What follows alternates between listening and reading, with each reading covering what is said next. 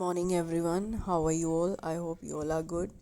See students, as you all know, our syllabus is completed and we revise all the syllabus, and today we are going to discuss important questions as terms of CBSE board. So question number 1 is define plowing back of profit. So students, as you know, what is plowing back of profit? We can say retained profit also. When a company saves some part or retains some part of profit for themselves and invests that part of profit in some another way, that is called plowing back of profit. Actual में dividend के रूप में जो company को share देना होता है, वो शेयर पूरा ना देके जब कंपनी अपने पास कुछ शेयर रिटेन करके रखती है और उस शेयर को कंपनी फर्दर इन्वेस्ट करती है और उससे और ज़्यादा प्रॉफिट अर्न करती है, तो वो जो शेयर उन्होंने अपने पास रिटेन करके रखा, that is called retained profit और ploughing back of profit. So question number 2 is risk capital is defined as which type of capital. Risk capital जो है बच्चों, सबसे पहले मैं आप लोगों को बता दूं कि जो हमारी इक्विटी शेयर कैपिटल होती है उसको हम रिस्की कैपिटल मानते हैं. ऐसा क्यों?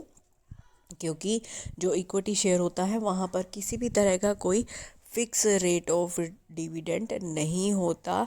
इसीलिए जो कंपनी है उनके पास ऐसी सिचुएशन बनी रहती है कि अगर प्रॉफिट ज़्यादा हो जाएंगे, ह्यूज हो जाएंगे, तो ऐसे केसेस में उन्हें ह्यूज डिविडेंड जो है वो देना होगा. तो इसीलिए इक्विटी शेयर कैपिटल को रिस्की ट्रीट किया जाता है. State the return given to debenture holder for using their fund.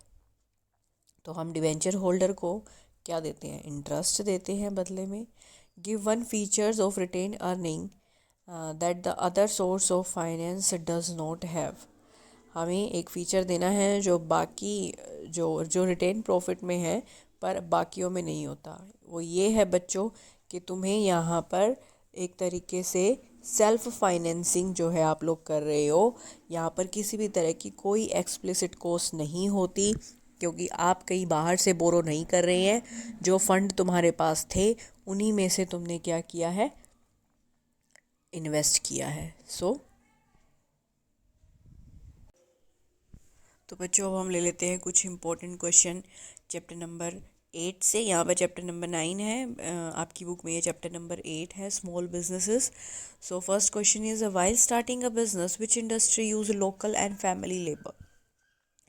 देखिए, ऐसा एग्जांपल है जो लोकल और फैमिली लेबर यूज़ करती है, वो है आपकी cottage industry.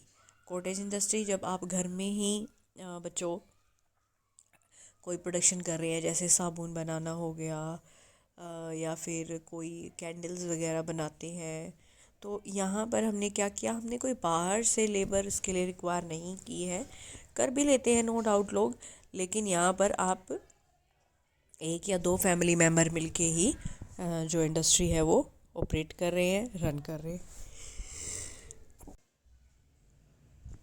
So question number 2 is, if a manufacturing company invested rupees 24 lakh and now wants to invest more, what type of business will it become? देखिए बच्चों, 24 लाख है. 24 लाख कोई ज़्यादा बड़ा अमाउंट नहीं है.